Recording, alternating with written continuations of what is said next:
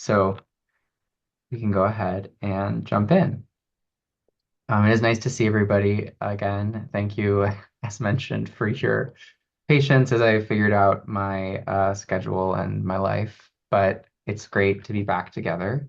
And the next couple sessions are going to be on curricular design. And the first of these sessions today is going to be a little bit of a non-traditional way of thinking about curricular design, but one that's, I think, really relevant to us as clinician educators and health profession educators. And then next session will be more traditional and focus on the kinds of things that might come to mind when you think about what it means to design a curriculum. We sort of did an icebreaker, so I think we can move right into talking through this idea. So today we'll focus on discussing different types of curricula, and one of them will be called learning curricula. And to be more explicit, let's talk about our objectives.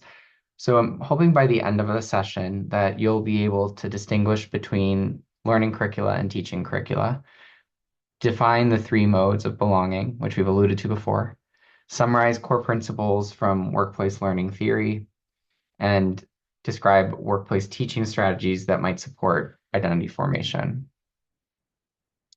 And to start this discussion off, I wanted us to think through types of curricula. And I'm going to do a bit of like a throwback thing that I did at the beginning and haven't done in a while, which is I actually want us to read this directly rather than me summarize it. It's very short, and the excerpt, it'll take a paragraph or so to feel like you know what's going on, and the final little like button paragraph may not make total sense, but I do want you to read the entire excerpt. And this is a piece of writing that comes from a book called Situated Learning, which is an important kind of seminal work in thinking about the social nature of learning, which lays the foundation for everything that's written about communities of practice. You can access the reading by either grabbing the QR code with your smart device, which is what I just did, or by putting this unfortunately case sensitive bit.ly link, HPEG LPP, into your browser. If anyone's having, so maybe wrap up wherever you're looking at, or if you've returned to something or sort of dwelled on a portion of it, take a couple seconds to close your own thinking. As Nora has said in the chat, this is somewhat densely written. There's a lot of really good things in it. Um, and I'm going to pull out just one. Before I do that, was there anything that struck anyone as they read this somewhat dense 4 pages, 3 pages? Um, it's tricky. So while I was reading all of this, I was feeling a lot of, or thinking a lot of different ideas. At the beginning, it seemed like the first reaction I had was like, is this person trying to justify making the intern go get coffees? And like, I know that that's not what Wenger and Lave are about. Like I've read, I know their work. But that's what it came through at first. Yeah. And then the second, when I got to the division between the learning curriculum and the teaching curriculum, that makes sense. And I absolutely um, see the point. And I also think that moving away from teaching curricula is how we develop more um, mature understandings of practices and more self-directed Mhm. understandings, which is necessary for the development of like adaptive expertise Mhm. and other concepts. And then at the end, I got annoyed again. Sorry, annoyed not in the sense of um, like angry, but more, um, I'm not sure I agree, where it says, um, where it draws it back to knowledge. And I'm not even sure we were meant to read that paragraph where it starts with the concept of community. Mm. And it says a community of practice is an intrinsic condition for the existence of knowledge, where I'm not sure I agree. But I probably need to think more of it because he does define what he means by knowledge, but I don't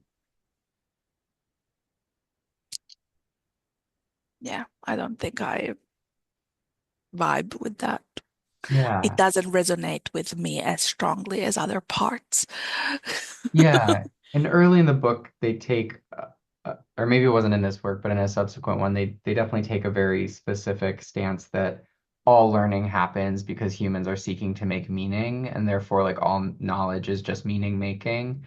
That Yeah. maybe, to your point, is putting out some a priori conditions that we ought to debate about and not just assume.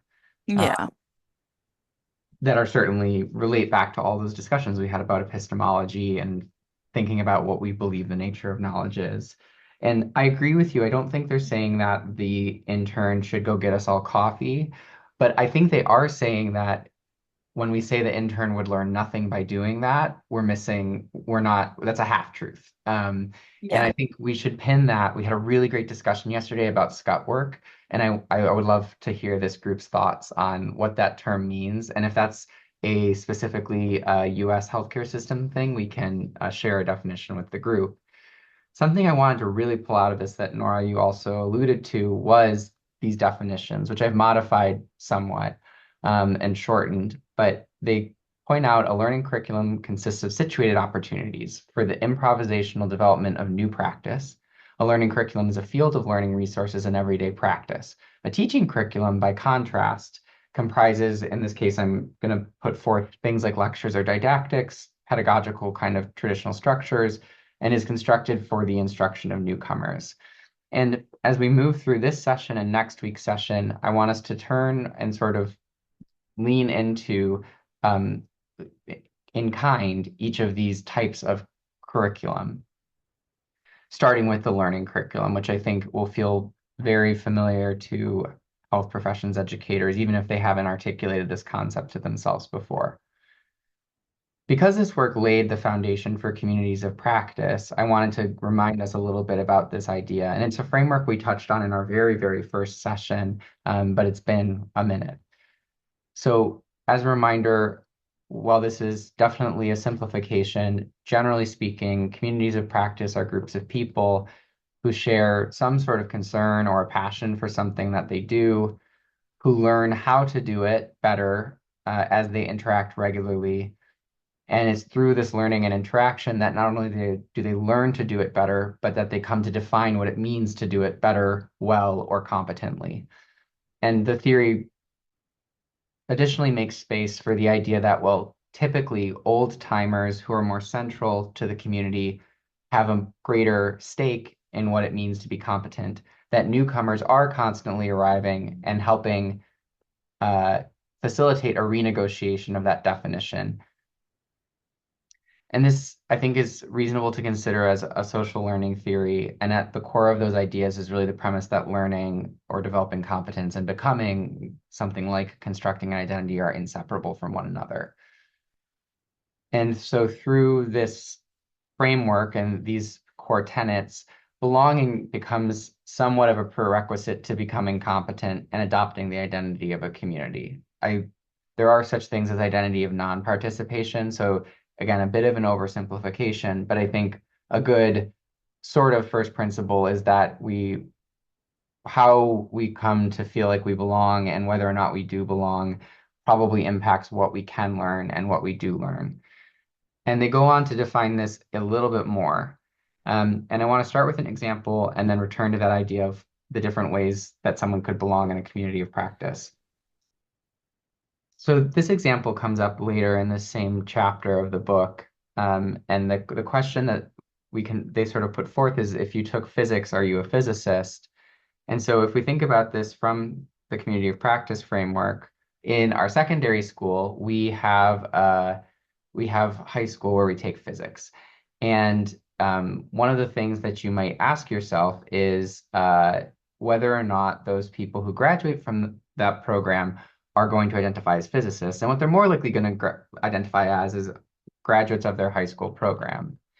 Um, Conversely, in a space where they're given learning resources and actually can practice physics, they might come to identify as a physicist. And that would be, again, the idea that didactic heavy teaching curricula foster identities of graduate, whereas learning curricula likely foster identities of practitioner. We might argue that graduates of a didactics-focused clinician educator track therefore could become graduates of a clinician educator track, whereas individuals who engage in teaching or other educator activities and are encouraged to recognize those activities as evidence that they're becoming educators are more likely to actually foster an identity as an educator. And that was relevant in the construction of this course, although, of course, we are in many ways in a teaching curricula here.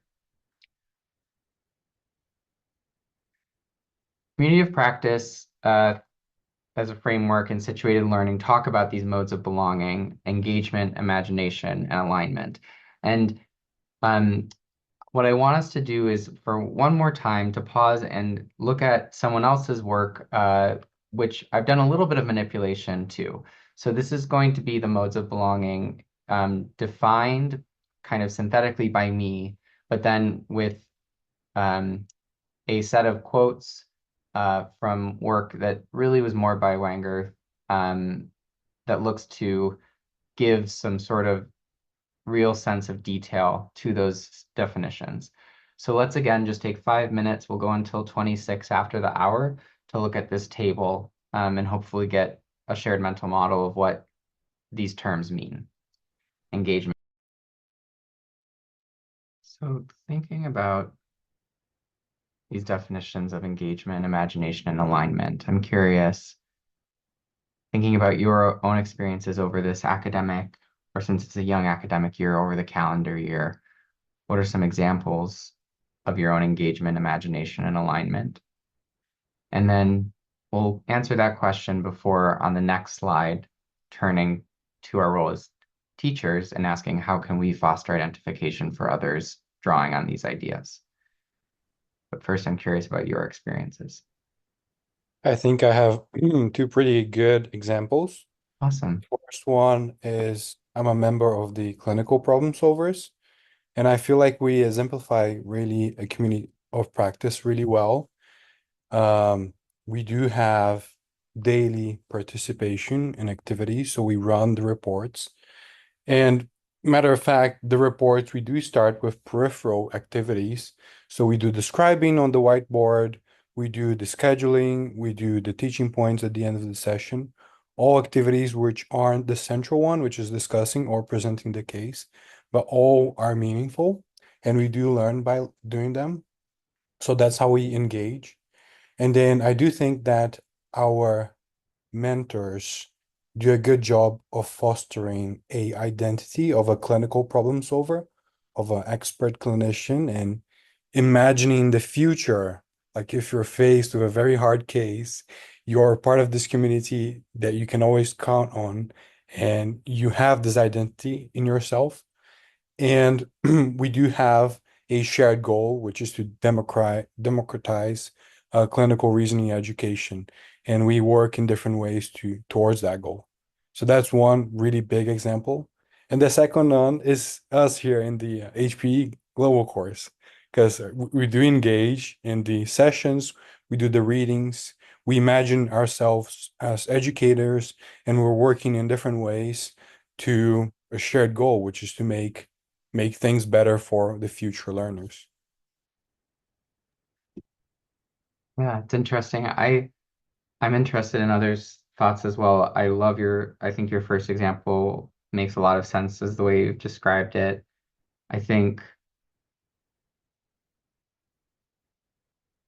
I think because I operate under the assumption that all of us are doing educator activities outside of these sessions, that we may be able to partially outsource some of the engagement. But you bring up a really good point of if we think of being like a scholarly educator or a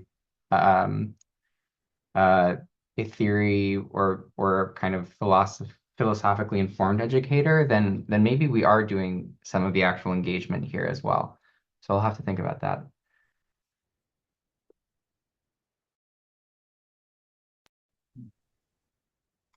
But Tim, I don't know if this is quite what you're getting at, but I teach in students in a couple of different venues, and one of them is during their primary care outpatient rotation. And um, I, see students throughout the course of the year, so we'll get them on the very first clinical clerkship, and then at the very end. And I try and tie that into their future careers, regardless of what specialty they choose, Mhm. and encourage them to extrapolate that the skills, many of which they will see that they will use in almost all, specialties.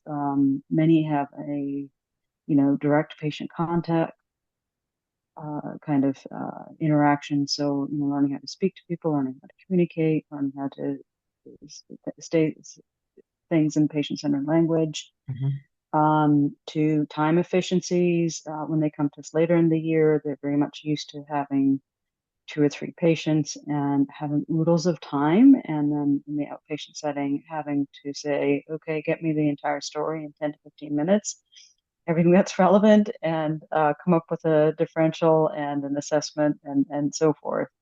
And so kind of seeing themselves in the future of, whether you're in primary care or endocrinology or surgery or wherever, when you are seeing someone in this kind of outpatient setting, these are the kind of the skills and things to learn. And then in terms of maybe community alignment, also hoping to kind of impart some kind of viewpoints of see these are the types of things that we do in a primary care. So if and when you are in a different specialty, to recognize what can be done, um, but also, some of the limitations in terms of time and things, and the tendency to say, oh, the PCP can do this, or I'm not going to, order this test, or I'm just going to give suggestions, or I'm not going to fill out this form. The PCP can do it, or the flip side of that, if someone has foot pain and they go to the emergency department, then follow up with orthopedics. And it's like, well, hang on a second, maybe they can follow up with their PCP and, or, something that may not necessarily immediately need the gastroenterologist or cardiologist or orthopedic doctor. So kind of seeing two sides of that coin. Yeah, I think it's totally relevant.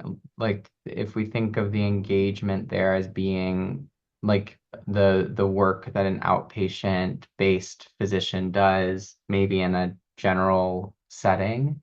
And I agree with you. I think that it is an act of imagination to frame for the student that this actually could be the early beginnings of them becoming a specialist, or if they choose to do that, or if they think they know they want to do that. And I think that's definitely true for medical residents too, where I think some people feel like their primary longitudinal clinic, they're like, why do I have to do this? I know I'm going to be X.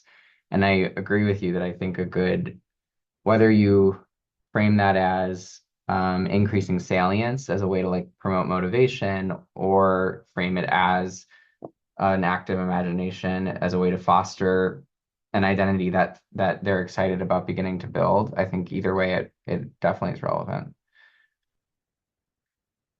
and is a great segue into these sub questions, which I thought were interesting, which are how can we support and structure developmentally appropriate experiences, which allow engagement for our learners? And I think embedded in that is um, what is scut work?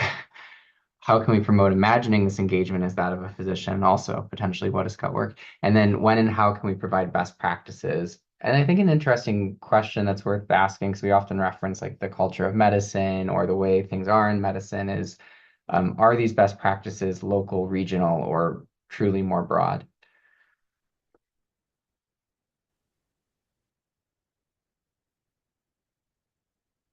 Yeah, I think these are really great reflections, and I think it emphasizes the power of this framework for really saying that like the same engagement activity can really teach you different things and mean different things. And it it it may not change whether or not you can do that activity or even do the best practice of it, but whether or not it affects how you identify as a professional, and then in our case, maybe also as a person, because physician identities are often so prominent, that there is real utility in thinking about these things and encouraging people to imagine their future selves and see these connections. We won't dive super deep into workplace teaching, but I want to highlight it as a framework. This reading by this individual named Billet is in your readings folder. It's an excerpt that's about 40 pages long. So obviously it was not an assigned reading, but if you really love these ideas and these core principles, you could expand on them on your own. And workplace learning focuses on how we learn at work, in the most simple way possible, to put it, and sees teachers as being in charge of supporting access, and sequencing developmentally appropriate experiences, which we sort of have alluded to a little bit here so far, guarding against counterproductive practice, which we've also alluded to by thinking about, in some ways, positive and negative role modeling, making the invisible visible or the inaccessible accessible, which we've talked about a little bit less, and then developing practice deliberately through close interaction, which I think, because that idea is close to the idea of deliberate practice, and because deliberate practice gets so much attention in med ed right now, it's probably not an unfamiliar concept, but we haven't talked about it as explicitly here. And one of the quotes that I really liked from this excerpt was, "To structure experiences for learners, to acquire the knowledge required for performance at work, it's necessary to identify a pathway of activities that leads from peripheral to full participation in the workplace." And again, can argue that there are tasks that are completely off that pathway, that are maybe truly what we could consider not even scut, but just like work that no one wants to do. But there might be things that are on the early portion of this pathway that we're inadvertently eliminating in an effort to not give the appearance of taking advantage of trainees or of students, even though probably at their core they're not really taking advantage of anyone. We don't really have time to go through how to do these four things because we had a rich discussion about the earlier prompts, but I think something that I would encourage you to continue ideating on is these ideas of, how do I create scaffolding for appropriate experiences? What do I do to guard against counterproductive practice? How do I make what is invisible visible? And that might be the way you think, or it could be something like the hidden curriculum or the underlying politics of a hospital or division, that otherwise someone might have to come to know experientially. And then how do I help people deliberately develop their practice? All things that we can bring as clinical teachers to the spaces where we teach. I do really like the pathway. Like your vascular example. First you get the pulses, then you understand like what the clinical meaning is, and you understand like how do they make the decisions and why you're getting the pulses. I do think that's a very good way to think about it and to help decide which is, truly useful or which one is truly taking advantage. Sorry, yeah. In the previous slide, where you have supporting, sorry, previous slide, supporting access to and sequencing of developmentally appropriate experiences. This is tricky because what's the line between that and defining a teaching curriculum, where you are holding the resources from the students, and it's really, a fine line to sort of always be mindful of. Mhm. And I think it's important to position yourself not as the person making that decision alone, but instead also empowering the students to be there to request access to developmentally appropriate experiences. Not just you saying, okay, now you can do this, or okay, next is this. Just, see yourself as a partner, not as the person deciding. Yeah, and I think this also is a nice, probably the one where we can most clearly tie in important ideas about like equity and inclusion that are appropriately getting more attention in medical education in that first part of supporting access and ensuring that individuals who are excited or interested in certain experiences actually can get to them, and that they're being distributed in a way that's not mediated by a problematic bias. So a nice one to highlight.